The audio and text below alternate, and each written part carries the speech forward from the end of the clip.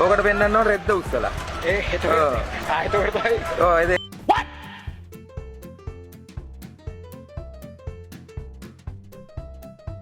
දන්න ආණ්ඩුවට දීලා ගියා නම් ඉවරයිනේ. එච්චර තමයි කතා කරන්නේ. හැම ආණ්ඩුවම මේක නෙවෙන්නේ සිද්ධ වෙන්නේ. කිසි මේකෙදි මිනිසුන්ට කිසිම සහනයක් වුන්නේ නැහැ නේ. ඉතින් තව මොනවද කතා කරන් දෙන්නේ? මේ ආණ්ඩුව ඉතින් බලන්න ඕනේ. මේ කලින් දැනගන්න එපා. කලින් දැනගන්න එපා මේ පෙට්‍රල් කේස් එකක් එනවා නම් කලින් මේව කරලා ගන්න එපා. දන්න ආණ්ඩුවට දීලා ගියා නම් ඉවරයිනේ. එච්චර තමයි.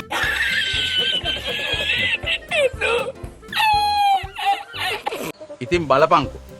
ඒ කාලේ ඉඳලා තෙල්ලින් හොයාගෙන තියෙද්දිනේ මුන් මේ හරක් වගේ පෝලිං වල ඉන්නේ. හරක් වගේ පෝලිං වල වැඩිපුරම ඉන්නේ ඔය තෙල් ඉදවල් වලින් තෙල් ගහන්න හිටපු එවුම්ම වෙන්න බැරිද?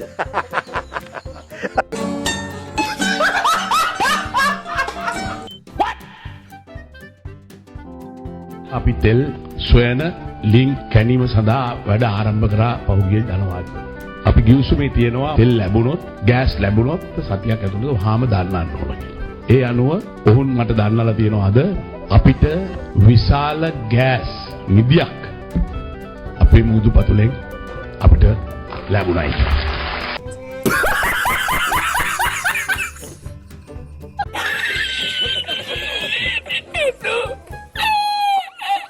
යකෝ ඇමරිකාවේ උන් ඉරානට බෝම්බ ගහනට වේගෙන් ලංකාවේ උන් ෆෙඩ්වලට ගිහිලා තෙල් ගහනවා. උඹලා පිස්සුද?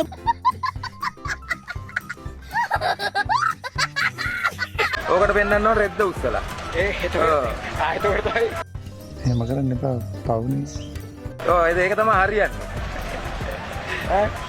ඕගොල්ලෝ තමයි මේ රට කන්නේ. ඕගොල්ලෝ තමයි විනාශ කරන්නේ. ඔය මේ පයියක් ඉදිරිපත් කළා. නැත්තම් මේ පෝලිං හිටින්නේ නැහැ. ඒ කියන්නේ මේකට වක් කියන්න ඕනේ කවුද? ආණ්ඩුවට නේද? ආණ්ඩුව නේ තොපි වල කියන්න ඕනේ. ඔව්. නැති මගුල්ලා පෙන්නලා. මිනිස්සුන්ව බය කරලා. තව කල්ලන් හිටියොත් මල්ලි ඔබ ගුණවර පාර නොන්න අරපලේ.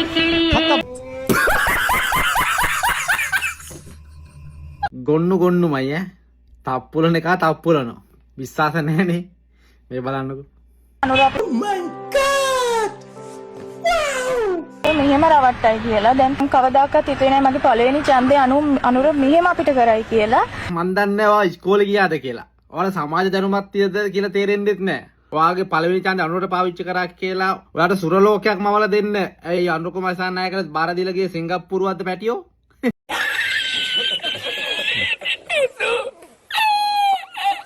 නෑනේ. ඇත්තටම හිතා ගන්න අමාරුයි ගොඩාක් අපහසු තත්වයක ඉන්නේ මේ වෙලාවේ අපි හැමෝම ලංකාවේ. ඒ කියන්නේ මොකද කන්න බොන්න නැතුව රටේ ආර්ථික ප්‍රශ්න ඇවිල්ලා යුද්ධයක් තියෙනවා අර මෙහෙම පුපුරව ගන්නවා මිනිස්සු මැරෙනවා බෙහෙත් හේත් නැහැ එහෙම අමාරු තත්ත්වයක්ද තියෙන්නේ.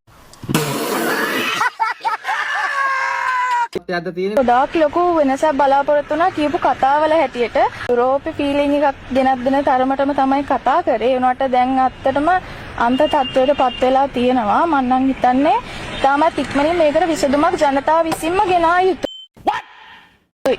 නැති ප්‍රශ්නයක් මවපු එවුන් මයික් එක අලනකොට උන්ටම හරියන්න උත්තර දෙන ඔයා ඇත්තමයි කියන්නේ තනිකරම කේප වැසියෙක් ඈ.